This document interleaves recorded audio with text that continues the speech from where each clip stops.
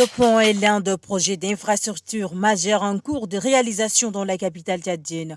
Confié à l'entreprise CGCOC Group et supervisé par la mission de contrôle stadien international, il vise à construire un pont long de 320 mètres avec une capacité pour 4 voies ainsi que des trottoirs pour les engins à 2 roues et les piétons.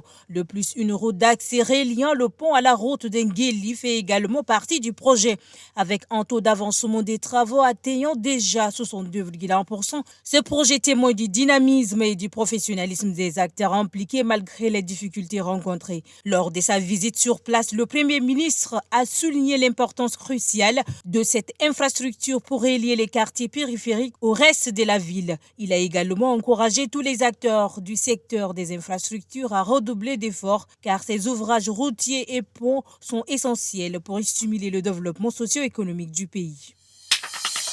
Le ministre de la Sécurité publique et de l'immigration du Tchad, le contrôleur général de police, Mama Sharfadine Margui, a reçu ce 31 janvier l'ambassadeur de la République populaire de Chine au Tchad, Wang Xining. Cette rencontre s'inscrit dans le cadre du renforcement de la coopération bilatérale entre les deux pays en matière de sécurité publique. Au cours de cette rencontre, les deux personnalités assistées de leurs proches collaborateurs ont échangé sur les questions liées à la sécurité publique et ont procédé à la signature d'un accord de coopération sur le plan sécuritaire. Cet accord vise à renforcer et redynamiser les liens de coopération déjà existants entre le Tchad et la Chine dans le domaine de la sécurité.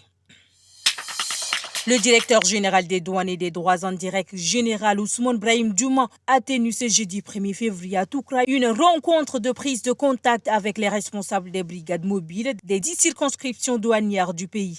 Il s'agit pour le nouveau patron de la douane de s'imprégner de l'état du service et avoir une idée nette des ressources humaines et matérielles des différents secteurs afin de prendre des dispositions appropriées pour la réussite de leur mission commune.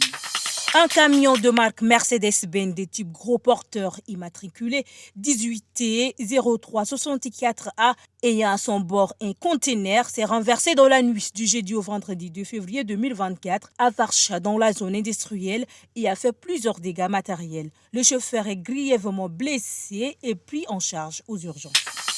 Présenté devant le procureur, Abdalachidi Djorkodé et ses 3 présumés complices accusés d'avoir détourné 2,7 milliards francs CFA sont déférés à la maison d'arrêt de Klessoum selon des sources officielles. Abdalachidi Djorkodé a été évincé de son poste de directeur de l'Office national de la promotion de l'emploi. Ce dernier a regagné N'Djamena suite à l'accord de paix signé entre le gouvernement et les politico-militaires à Doha. Abdalachidi Djorkodé était un ex-politico-militaire.